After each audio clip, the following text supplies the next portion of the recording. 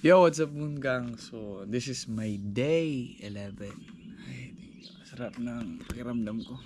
Kasi nakapag-rest ako ng 2 days. So, kailangan ayusin ko yung camera.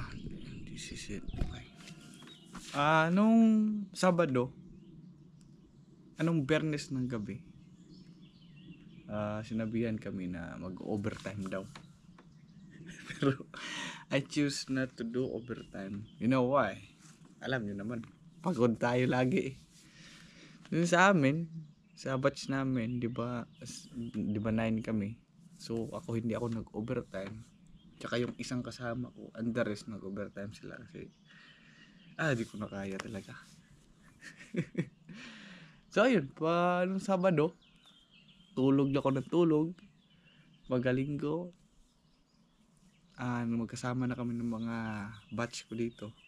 Kasi wala silang pasok. So ito yung gusto ko kasi may pahinga ba? Pahinga.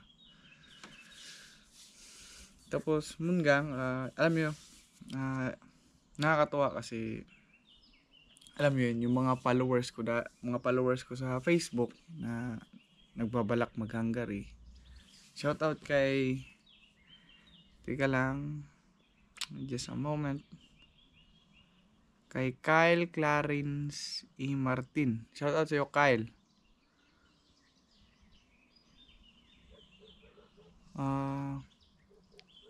Ito si Kyle Clarence Martin, followers ito siya sa Facebook.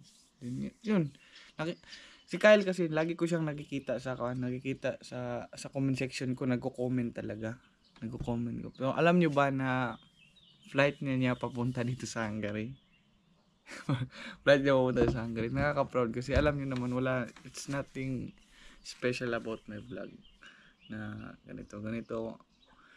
Kasi sa akin, daily lifestyle lang naman eh. Tapos yung vlog ko, hindi naman siya yung talagang information talaga na, oy, may hiring dito guys, dito kayo mag-apply, may hiring dito. Before, yan yung kino-content ko dati. Nung andun pa ako sa Pilipinas, kung ano yung mga hiring, ganito. Pero, I've changed my content na lifestyle vlog na lang kasi hindi ko ma-replyan lahat kasi yung mga nagko-comment na, oy boss, saan yung may hiring boss? Boss, paano mag-apply? Kaya I changed my content. So ito si Kyle, naka-follow yun sa akin. So the good thing about my vlogs before is, alam mo yun, siyempre nakahakot ako ng followers. So congratulations to my Facebook account, Facebook page, Edmond Chavez Vlogs, road to 68,000 followers. So my goal this year is 100,000. I don't know kung makuha ko ba siya this year, but still grinding na makukuha ko siya kasi I love vlogging eh. Masaya naman ako sa ginagawa ko. Then yun nga, shoutout kay Kyle Clarence Martin. Papunta niya siya dito sa Hungary. So alam niyo, nakakatuwa kasi kahit ganito yung vlog natin, may mga natutulungan pa rin tayo ba na alam niyo, sa simpleng vlog natin, there's nothing special about my vlog, bro. May mga taong namomotivate na gusto magtrabaho dito sa Hungary. Then marami ng Pilipino dito sa Hungary. Marami ng Pilipino. Marami akong nakikilala ng Pilipino. Nung dati andun pa ako sa Budapest, marami talagang Pilipino. Then, shoutout kay may isa pa na taga Davao City. Lagi din siya nanonood ng vlog ko. Si Jundan. Taga Davao City din to. Then, papunta na din siya dito sa Hungary. Then, wow, ito naka-sign of contract na siya. Wow, kung replyan ko. Ano ba? So ano bang company nito? This a moment.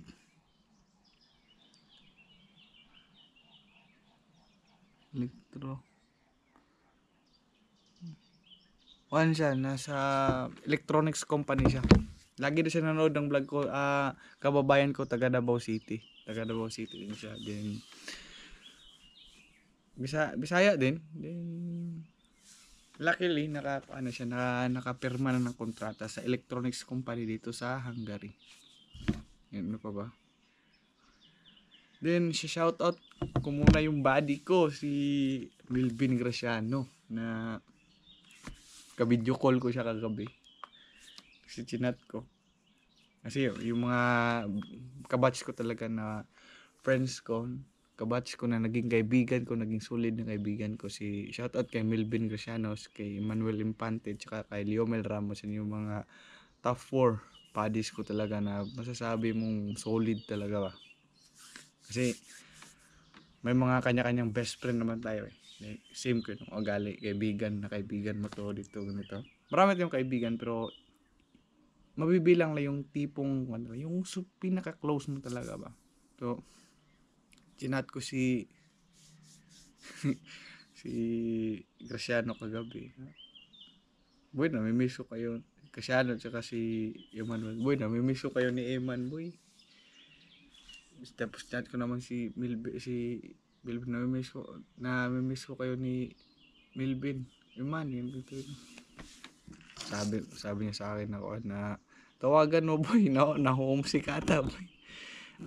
Tapos doon, chinat ko sila. Then, nagre-reply naman yan sila sa akin. Kasi, nag-a-adjust pa rin ako dito. Yun.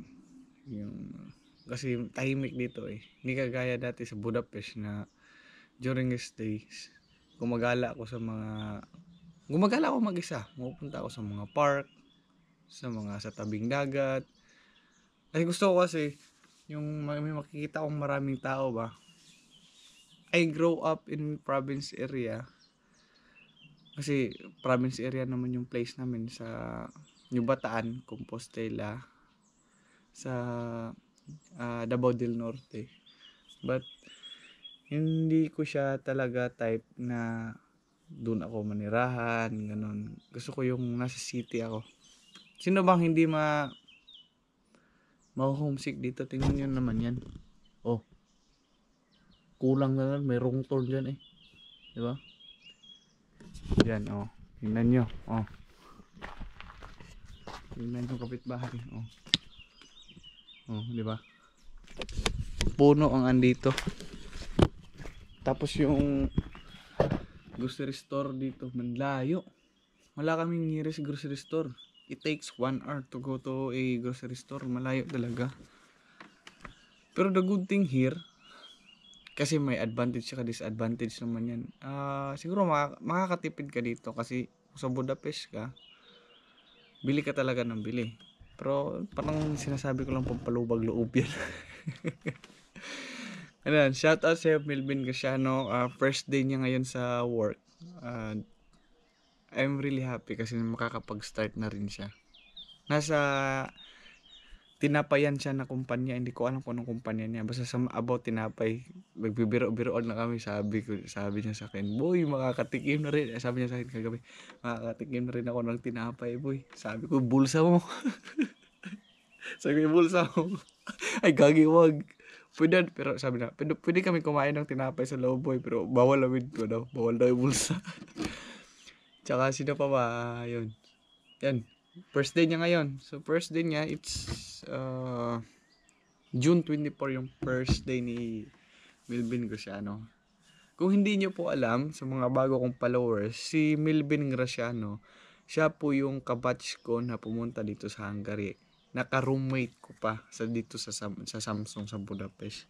Yan yung matatawag ko talagang super close ko talaga. Na nakakaintindihan sa akin pag, like for example, may problema ko, nasishare ako sa kanya, nag-a-advise yan sa akin. Kaedad ko yan, nag-a-advise yan sa akin, ganito yung gawin mo, ganito. Kaibigan talaga ba? Then, tropa talaga.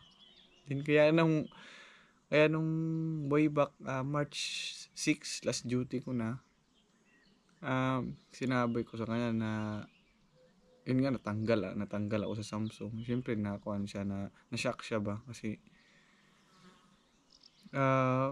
hindi niya inaasahan na ganun nangyari. Then, after 1 week, pumunta kami ng bar nun.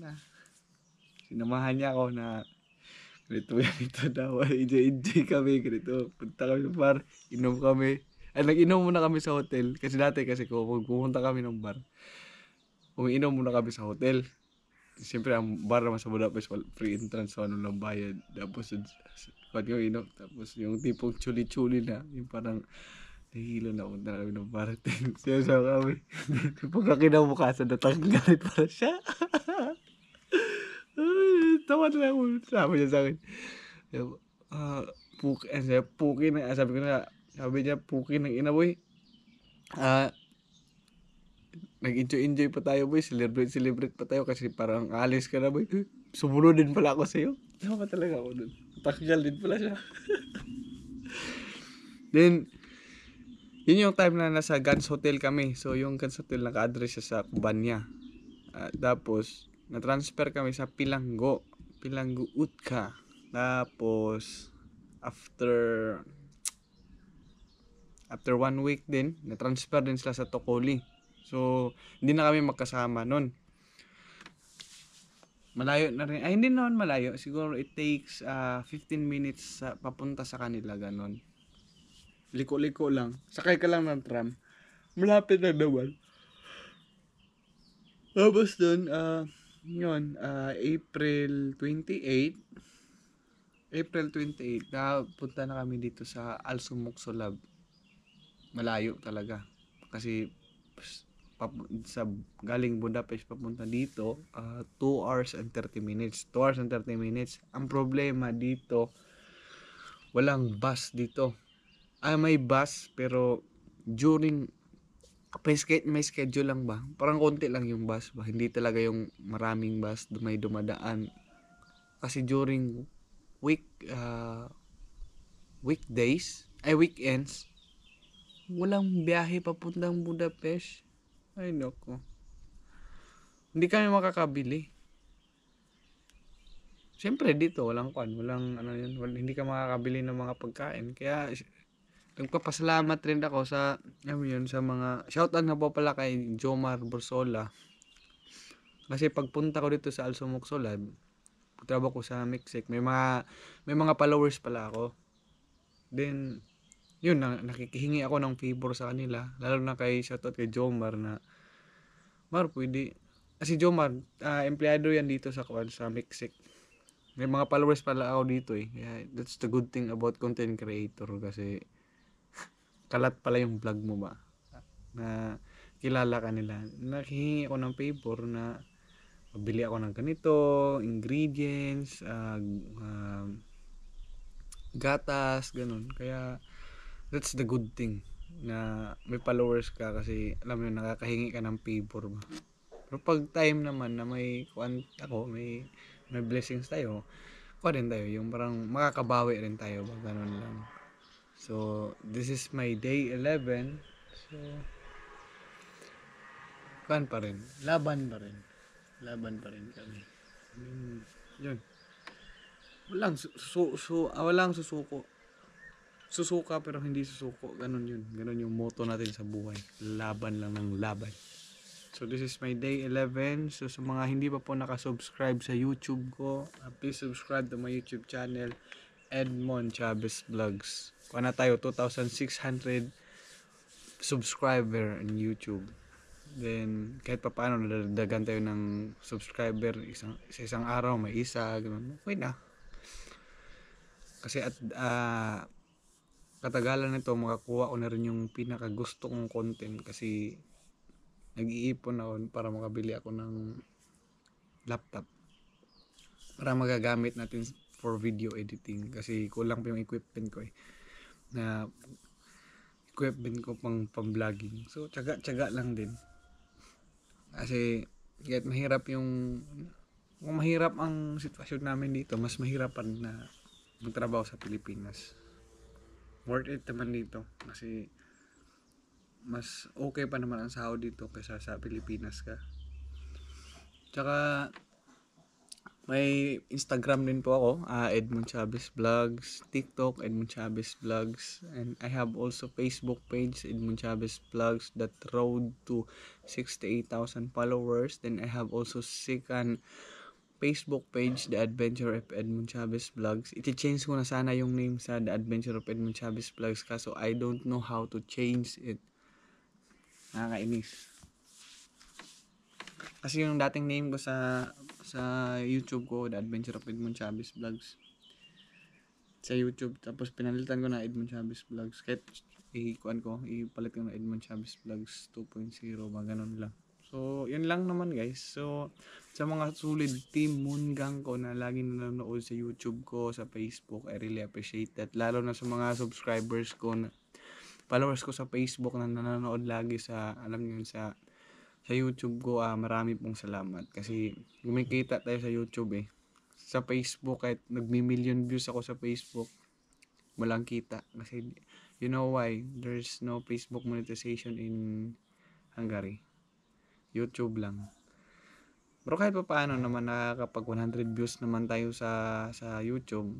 Para sa akin malaki na 'yon kasi dati 50, 60 ganun lang. So enjoy the process and trust the process, ganun lang. And that's it for today. This is my day 11 and God bless. Melvin Casiano, yung first day mo, ayusin mo ha. And God bless. Bye-bye.